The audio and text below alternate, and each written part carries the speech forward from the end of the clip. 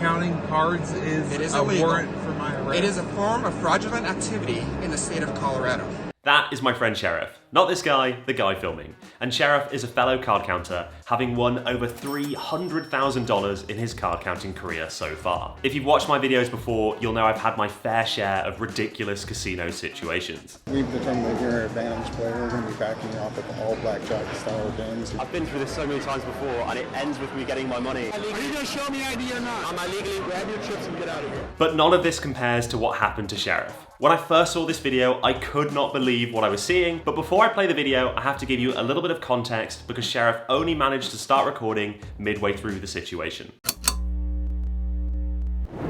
Sherif had a long layover between flights, so he decided to rent a car and stop off at Black Hawk Casino to count some cards. After around 3 or 4 hours of losing pretty heavily, the sad reality of card counting is you lose just under half the time, Sherif decided to cash out his remaining chips when a man came up to him and asked him for his ID. A man walks by and he's like, "Excuse me, sir, can I see your ID?" And the funny thing about this casino is I had a wristband at the entrance where I showed them my ID. I showed him my wristband. I was like, "I've already been checked." And he's like, "I really need to see your ID." I pulled out my ID really quickly and I flashed it to him. I was like, "I've already shown this several times. I want to cash out and catch my flight." He immediately jumped on that to advance his aggression, and he's like, "Well, you're definitely not cashing out those chips unless you hand me that ID. I need to check something." And I was like, "I don't have time for this. I'm just going to call Colorado Gaming and cash these chips out." He's like, "You're free to call Colorado Gaming." He's like, "Go ahead." Gaming commissions are meant to be the impartial middleman between the casino and the players to help sort out any disputes like this. Emphasis on meant to be impartial. After being on hold and transferred a couple of times, Sherif decided that this situation wasn't worth missing his flight for. So he decided to just take his chips and leave, figuring he'd have this argument another time. Just as he got in his car and was about to drive off, this black SUV with flashing lights pulled up right in front of Sherif, blocking his only exit from the casino car park. Although this guy had a badge that literally said police, he was apparently from the Gaming Commission. But it didn't seem like he'd come to Sherif's rescue. In fact, after demanding Sherif's ID and Sherif pleading with the guy to not make this whole situation a bigger deal than it needed to be,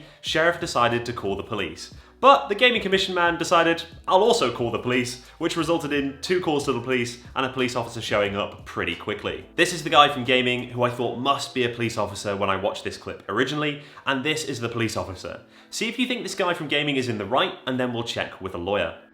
Alright, so I am returning your ID. You are being released by the Division of Gaming today for the possibility of fraud acts. I'm going to go review the videos. If the videos show that you are committing a crime by cheating or counting cards, you will have a warrant for your arrest. In the state of Colorado, that's not allowed. Counting cards is a illegal. warrant for my arrest? It is a form of fraudulent activity in the state of Colorado.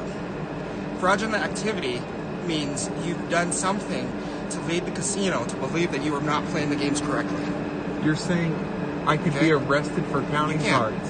For fraudulent activity. In the state of Colorado. And you're a police officer and you witnessed that? Yep. Police officer in the city of Black Hawk, yes. And they've been holding me here for no reason. They haven't given me a reason why they're holding me here yet. You gave us reasons to believe that you were committing a crime in the state of Colorado. The crime of card counting? The crime of fraudulent activity. Okay. Fraudulent activity is a crime in the state of Colorado. It's defined in multiple ways. This particular way it's defined is that you were committing a crime by counting cards on a table, gave us reasons to believe, and then you booked it from the casino by not providing with an ID. I didn't book it. I just walked out. I have 3 witnesses here that asked you for ID. And I never once booked it. Okay. I walked very slowly to my car. Okay. All right. And also, you guys refused to cash me out? Did you hear about that? That I have nothing to, I don't know anything about They that. wouldn't let me cash my chips out. You wouldn't let him cash his chips out? Until I verified that he was of age. Because I didn't know that he was of age. Okay. I showed them you were that refusing I'm of to age. provide ID. I have a wristband right here showing that I'm of That's age. not a casino wristband for here at the When I got Ameristar. into the Every casino. casino has their own way of identifying and proving of their ID. And I also did show. And at the time that was not ours. And the manager on duty stated that he wanted that ID from you. Okay?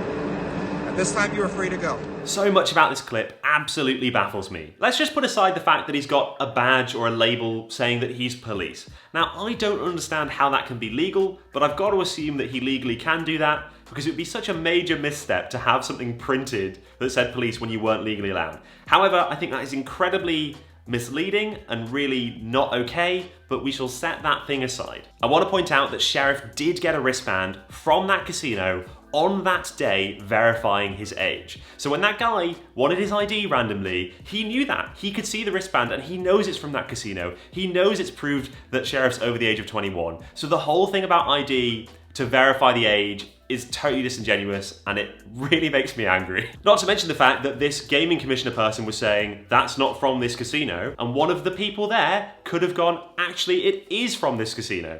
But of course they're not going to say that. I could rant for ages about this clip because I have some very strong opinions about the legality of this, but my opinions are just that. Their opinions. I'm not a lawyer, so I did reach out to everybody's favorite lawyer, Legal Eagle, and I sent him this clip to get his opinion, and here's what he said. Wow, that is a really interesting legal situation. You have a lot going on there, but let's start with the threshold question of, is card counting illegal in Colorado?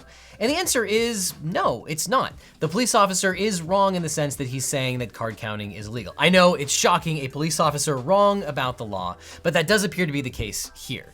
Now, every state has different laws as it regards gambling and cheating and card counting, but as one particular court put it, card counting does not involve dishonesty or cheating. On the contrary, a card counter is simply a highly skilled player who analyzes the statistical probabilities associated with blackjack, or any other game for that matter, and based upon those probabilities develops playing strategies which may afford him an advantage over the casino. It was solely the loss of the normal house advantage which caused the casinos to exclude card counters from the blackjack tables. In other words, card counters are just highly skilled individuals, and casinos might not like it, but there's nothing necessarily illegal going on. They just happen to have a lot of skill that tilts the odds in their favor. Now, casinos can ban card counters at their discretion. That doesn't mean that card counting is a crime. It simply means that the casino is allowed to have its own rules and control who is on the property and who is allowed to participate in those games. But if card counting isn't a crime, then how would that Colorado police officer claim that a person violated fraudulent activities laws by counting cards? Now, here is Colorado's fraudulent activities gaming law, which is in Colorado Revised Statute Section 12-47.1-823. It covers a lot of ground, so I won't read each of these sections, but in essence, a person can be charged with fraud or fraudulent activity at a casino by collecting money or a prize that they weren't entitled to, lying about or changing the outcome of a game, taking advantage of inside information using either a computer or calculator, changing their wager, or employing any trick or sleight of hand. Now, I think it's clear that counting cards, as normally defined, doesn't violate any of these sections of the law, so even if this person was counting cards, they didn't violate this section of Colorado law. But they're not out of the woods entirely. Because remember, the police only need probable cause in order to detain you. Probable cause that you might have committed a crime. And it's a little iffy here. They're claiming that he refused to show ID, that he engaged in potentially suspicious actions. It's possible here that the police are right, that they have probable cause. I don't think they ever followed through with it, and I think it's clear that if this was prosecuted, that this individual would win because he didn't do anything illegal. But remember, when you're talking about a stop or being detained by the police, it's a question of do they have probable cause, not did a person actually commit a crime. Just to chime in for a second, and sorry to stop Legal Eagle when he's on a roll, but that says so much to me. The gaming commissioner guy was claiming that Sherif was committing fraud by counting cards. That was the accusation. It was very clearly laid out that that was what he was being accused of. And that's the reason that he's been detained. So based off what Legal Eagle said about card counting not being fraud, not being illegal, I cannot see how this could be a legal detainment. However, that still leaves the question as to whether or not the casino had the right to refuse to cash Sherif out. And honestly, Legal Eagle's answer to this surprised me. But then there's the question of a casino not cashing out the chips. Can a casino just say, too bad, we're not gonna cash out these chips? Well, generally there is a contract, or at least an implied contract, between the casino and gamblers. And in the absence of some overarching law, if a casino refuses to cash you out, then you would have to sue them for a breach of contract because you as the player engaged in activity at the casino and you entered into this contract and the casino isn't paying out under the terms of this potentially implied contract between the casino and the gambler. And a casino is able to have certain rules that it enforces with respect to who gambles and when they can get cashed out. Yes, but there is an added wrinkle because In this particular state, there is a particular law that says it is a misdemeanor for a casino to refuse to cash someone out if they meet the requirements of normally being cashed out. Now here it's unclear. Did the casino refuse to cash him out because he was counting cards, or because he refused to show his ID, or only flashed his ID for a brief second of time? Hard to say here, but if the charge is that he was counting cards, I think that casino needs to pay out those chips, and he's probably able to go back and get those chips cashed out. But ultimately, counting cards, not illegal. Refusing to cash someone out that has rightfully earned those chips, that is illegal, though you can ask for their ID. It depends on whether the police were right to detain this individual. Probable cause might have existed, but ultimately the most important thing here is that if you want to know what the law actually is, don't talk to the police, talk to a lawyer. This is one of the mistakes that I've made before, assuming that the police officers know the law. You know, the funny thing about this situation is that Sherif has such calm person energy, but somehow he's been in situations that are far more extreme than anything I've ever experienced. He immediately becomes aggressive and he grabs me and he throws me on the curb. There's a tiny little curb like at the valet, and he just like slams me down. And at this point, my mind just completely flips, and I'm like, why would a police officer be physical with me right now?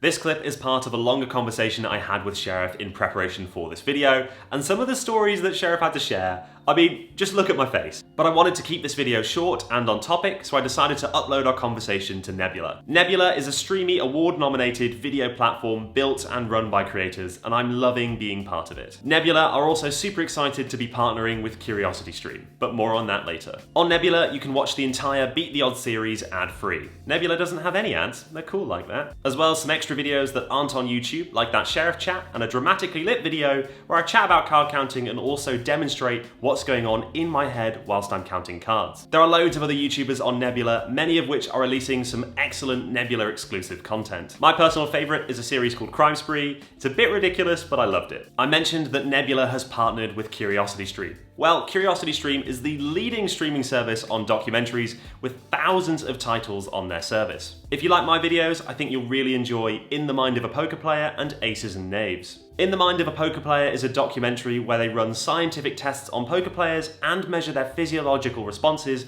when they're playing a game. At one point they have them hooked up to like a lie detector type test. It's really interesting. Aces and Knaves is about the game of bridge, and it turns out that bridge has this huge cheating problem that is really ruining professional bridge. Learning about this whole thing was right up my street. Nebula and CuriosityStream have worked out this truly awesome deal where if you sign up to CuriosityStream, you get Nebula for free. And when I say free, I don't mean a free trial. You get Nebula for free as long as you're subscribed to CuriosityStream. As well as that, if you use my link, you can get the CuriosityStream annual plan as well as free Nebula for 26% off the usual price, which is just $14.79. Since filming this video, CuriosityStream have actually discounted the price even more, so now it's just $11.59. And by the way, that's not per month, that's $14.79 for the entire year, which given all the content you get access to is a really good deal. It's also a great way of supporting me and other creators. So thanks to those of you who have already signed up, and thanks to any of you that go and check it out now. I really do appreciate it. Get CuriosityStream and free Nebula for just $14.79 when you use my link.